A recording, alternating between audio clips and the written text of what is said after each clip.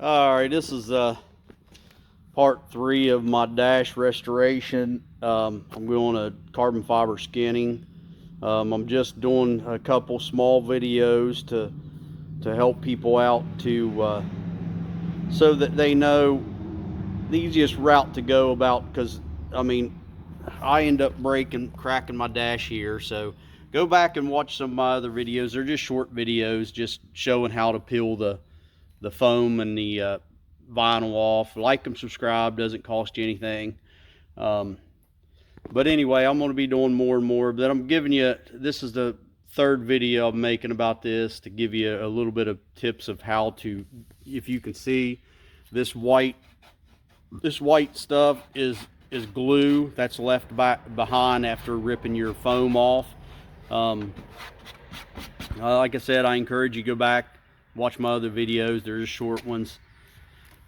But you can see it's sort of like a powdery. You can see it here on the ground.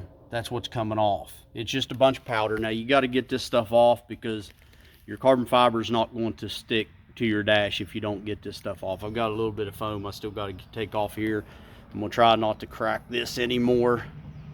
Seems to be holding, but I'm going to give it another day to dry. It's just JB Weld. You're not going to see it anyway. But anyway, in these little holes here, this is a 3000 GT, I'm finding what works the best getting this glue off. Now you want to wear something that's going to, a dust mask of some sort to keep this stuff from breathing in, because I guarantee this stuff is not good for you. This stuff's from the 92, and it just ain't good for you. But anyway, as you can see, you see how bad this one is. Well, there's a little bit of foam on the back side of that you can see sticking out, but look how nice and smooth and clean that piece is. And I'm not even finished with it yet. And I still got to finish a little bit on this one. But you can see how nice and clean and it's becoming. But you can see this one, how bad it is.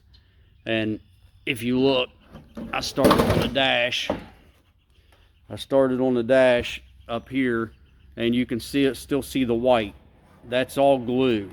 And the regular collar for this is going to be a charcoal gray collar. You can see there. And that's pretty clean right here. So you got to get all this stuff off, because you don't want to have to do this again when you put your carbon fiber skin on. Here's a bunch of the powder. This is just all loose stuff that I've been just taking off here. But anyway, I'm going to show you what's helped me. Instead of sanding this thing down and taking a lot of material off the plastic and making it even thinner, because this stuff's fragile without the coating and stuff on it. But this thing here, just get your dash where it's nice and secure. I've got mine sitting on a bucket that's got some heavy stuff in it. That way it doesn't slide around on me. It will, move back and forth, a little bit, but that doesn't hurt anything. If you have to, stick something underneath one side. But it will move around, so you want to keep a hold of it. But it's coming pretty clean. You can still see the difference between the clean and where I haven't gotten. And this thing here, just keep you some batteries charged up. This is an old drill I have. I'm not going to use my DeWalt because they're newer. I'm going to just use these old ones I've got, and I'll just keep swapping the batteries out until this is all done. And hopefully I'll be done maybe today, tomorrow. And then what I'll do is I'll go back and take some mineral spirits after this is all cleaned off. I'll dust it all off once I get it to where I like it.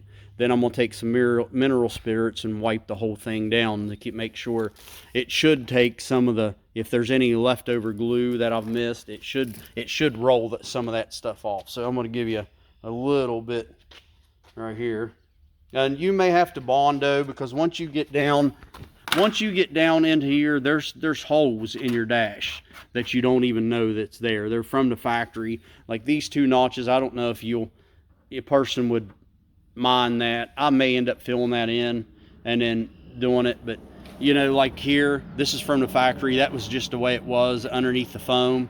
And then I've got a hole right here that it's not all the way through, but it's just got foam in it. I'm gonna have to clean that out and probably Bondo all over top of all this stuff, and then sand it down and then get it all nice and smooth. But I think what I'm going to do is the furthest I'm going to go with the carbon fiber is to this lip here.